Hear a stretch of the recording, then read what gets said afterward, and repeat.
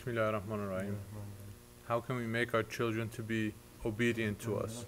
It seems that we are fighting a difficult battle when our children listen more to their friends and are easily influenced by television. Yeah. Bismillahirrahmanirrahim. If you're obedient to Allah and His Prophet, your children will be obedient to you. And you know what? To obey Allah and His Prophet, you have to obey a Shaykh. That's it. Because to reach the Prophet, you have to have his inheritor in front of you. And it's not something that whenever you like, you're going to be obedient. Whenever you like, you're not going to be obedient. Whenever you like, you're going to obey. Whenever you don't like, you're not. No, it has to be constant now that time. And it has to start from the beginning, not at the end. So many times now people starting from the end. We say, they're not obeying us. Have you found a Shaykh? No, but I'm finding you now. Why they still not? It's too late. The tree already grow. You cannot bend the tree now. Pray for us. Of course we can pray for you, but you want it to be very effective? Do it from the beginning. Do it from the beginning. First be obedient to Allah. Are you making your prayers? Are you making your salawats? Are you making your zikr? If you are, if it is important, say, I'm praying for it. No. Are you doing it with your wife? Are you doing it with your children? Are you making it a priority? Are you making it important that as a family, we are praying together? No, you're not. You're coming together for what? For Memorial Day. You're coming together for Bayram, but you're not coming together for worshipping. Then it's not going to be effective. But I worship. So what? You worship. You have to make your whole family now together to be with you. But you are not doing it, so why they must listen to you now? You're not obeying Allah. You're not obeying the Prophet. And you are not making them to see that you are putting Allah and His Prophet first.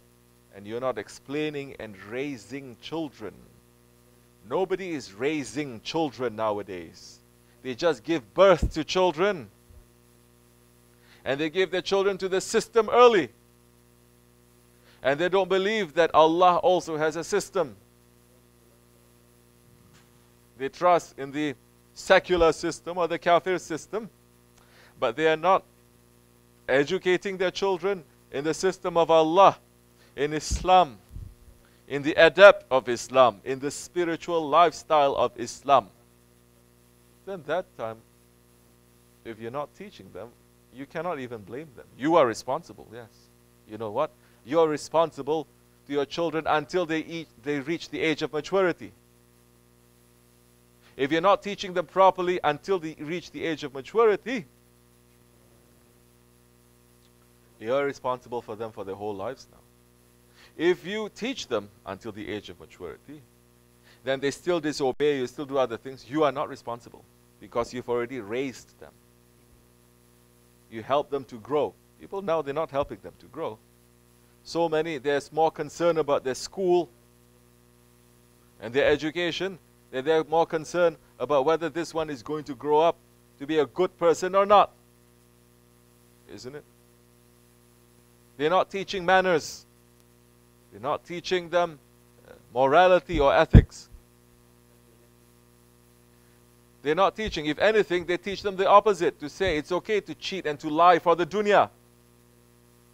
It is okay to chase after the dunya at an early age. So that kid is going to grow up with that kind of mentality. We are not bringing our children to the masjids, to the mevluts so much, but we're bringing them to Six Flags, Funland. We're bringing them to shopping malls. We're bringing them to parades. So, of course, they're going to grow up not listening to us and more into dunya because that's what you're putting them inside. You're saying, okay, prayer and Jummah, very serious. Even if you bring no fun, no nothing. But now when they have Christmas party or New Year party, oh, everything is so fun. Birthday celebration, everything is so fun. So the kid's heart is now going to get very attracted to the dunya, not to the akhirat. That's what's going to happen. So later, when they grow up and they're not listening to you, don't blame them, blame yourself. How are you going to put importance If you put importance to the days that Allah put importance, then they are going to pick up. But you're not doing it too. You're not finding it good to go to holy associations. Only when it fits to your schedule and it fits to your ego, or when you have something to ask and you're in trouble, then you're going to go to holy places or holy people to ask for prayers for the dunya too. Only then you are going to go. So your children are going to be worse than you, definitely. If you bring them up to put in them the love of the Prophet, to bring them to the tombs of saints, to make it fun for them, to explain to them, to raise them, to make them to understand and love awliya Allah and prophets and zikr, to be involved in them, then that time, even with school or television, they will have a filter. They'll be able to filter. You're not teaching them. They're going to spend so much time outside with their friends, and everything is pulling them to the dunya. They're going to watch television. Even if you tell them, pray 5 times a day, which is wrong also to force them like that, because you are not doing it. If you are doing it, they're not going to find it a burden. We know so many people here in this country. They were unbelievers, and they came into Islam. And they have children. And they are praying, and their children are praying next to them. And they're making it to be nice and easy and fun. And they're saying, come, pray with me. They're showing their children the lifestyle of Islam. How many Muslims they are really doing that? They are not. So now, those kids, they'll wake up and say, oh, I love my father. I love my mother. My father and my mother, they love Allah and His Prophet. So I love Prophet and Allah too. My friends saying, I must love to this dunya. This television saying, I must love to my desires.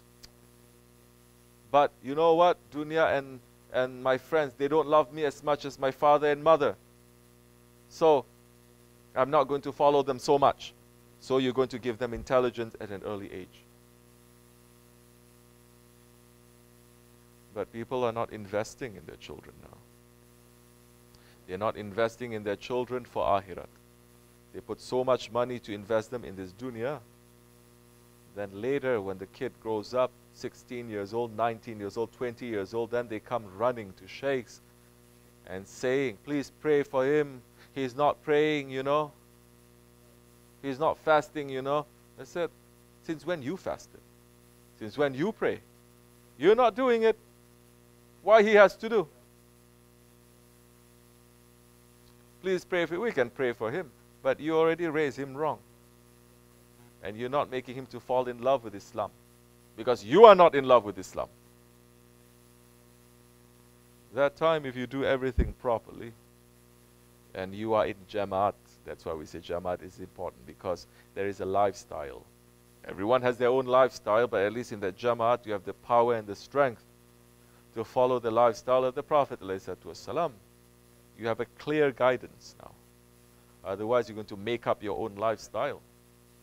Then it's not going to be successful. It's going to fail. Dunya and Akhirat is going to fail. You may have the dunya too, but the family will be broken up. There'll be so much wrong feelings inside. They'll be so much miserable. And they're not investing. They're not putting anything for their grave. So yes. So these are the things. These are the ways. Don't blame the education system at that time. Because the dunya is meant to pull us away from Allah. Don't blame the television that time. You're not teaching them about the love of Allah. What Allah can give them. What Allah is giving them. What Prophet is giving them at an early age. You're not teaching them all that. And you're not showing them the difference between the television and what Allah is saying. Later you say, when they have maturity, they're going to understand. They don't understand because they've already been conditioned. They've already been imprinted. Then, if they're that, are you saying there is no hope? There is some hope, of course. But maybe that one will have to go through so much more training before he comes to an understanding by himself. That's why I said sometimes the bad things that we think is bad, tragedies that is happening to us, it is more mercy. Because for a lot of people, unless they meet with bad things happening in their lives, they will not turn themselves to Allah. What Allah subhanahu wa ta'ala is saying, what Holy Prophet is saying, the sign that Allah does not love that servant, Allah does not even give the unbeliever a toothache. Because the believer, with every difficulty that he's going through, immediately he will be reminded of Allah. Meaning that trouble, that pain, will always make him to come close to Allah. So many times, people who are easy, they have comfort in their lives, they forget Allah. Check yourself. I check myself. I check myself. Sometimes when I'm in need of something, I'm always asking, say, please, Ya Rabbi, please, you're so close. But once you get it, you don't make that same kind of prayer. You don't have that same kind of intensity, that same kind of passion, the same kind of closeness. Isn't it? Yeah.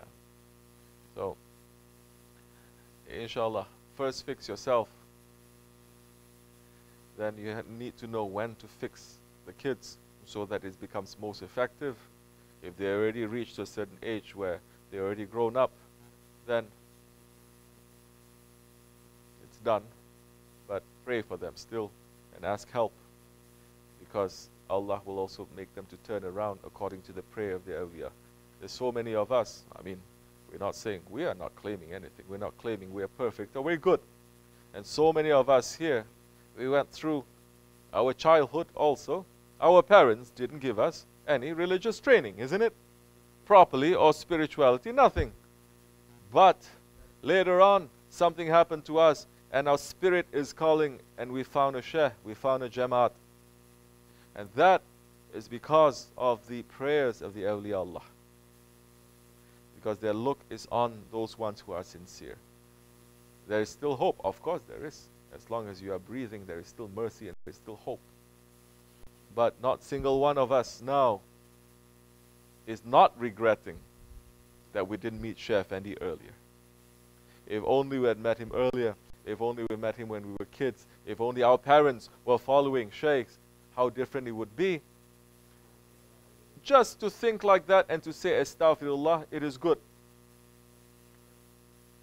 We are not saying that Allah did not have plans for us. We are not saying that maybe Allah wanted us to go through all these worlds and all these troubles to come here. We are not saying that. But we are saying that we are just regretting from the wrong things that we have done. Inshallah, may it be easy for you.